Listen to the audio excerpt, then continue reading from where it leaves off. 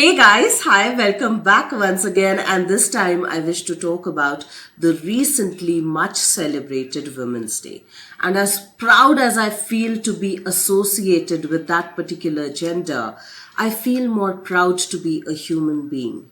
And more importantly, I feel more proud to be an expression, an embodied expression of life itself. I feel more proud to be life itself.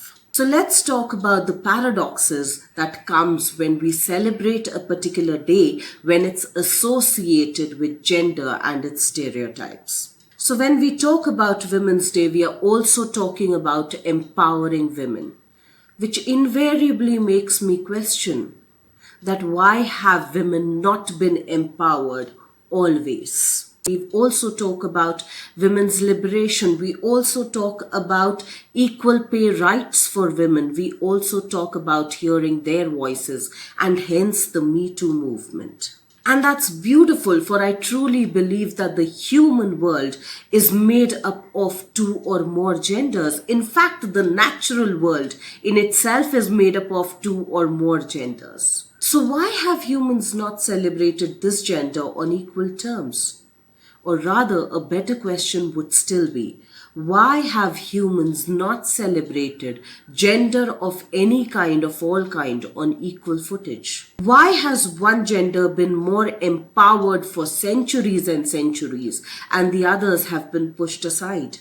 Why do we still say that it's the man's world out there? Why do we still say who wears the pants in the house? Why do grown-up women still need to write their husband's name or their father's name if they're sending a parcel or if they're receiving a parcel from somebody or someplace? Why does she still need to write daughter of or care of this and this person? Most of the societies across the world have been more or less functioning on the patriarchal norms. So that makes me think, does that also not put extra pressure on men to behave and to perform in a certain way?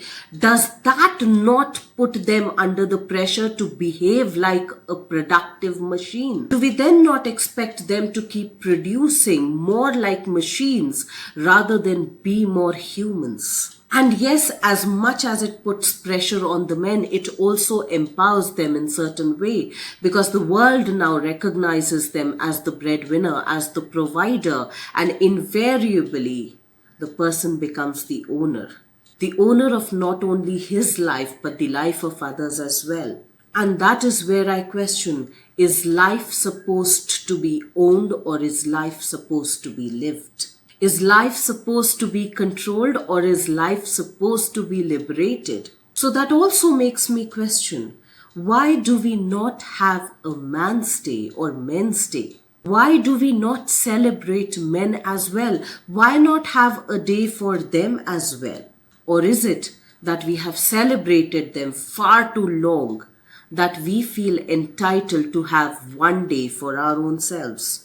And will that one day truly empower the other half of the world? Or do we look at celebrating Women's Day as celebrating that one day of independence that most countries across the world celebrate, wherein they celebrate the martyrs of the nation who gave their own lives for their own nations and for their own fellow men? But unfortunately, we take that liberation, we take that freedom for granted. We take that independence for granted and then we forget about it for the rest of the days. Can we truly begin to think as to why we are celebrating Women's Day? Why do we not have a human day if at all we need to celebrate something? And yes, I'm not saying that it should not be celebrated, because probably for the longest time in the history of mankind, it has not been celebrated. The other genders have not been given due importance and due privilege as well. But at the same time, I feel it's equally important to understand and to question, how are we celebrating it? Why are we celebrating it? And do we truly wish to empower every other kind of gender that is an embodied expression of life?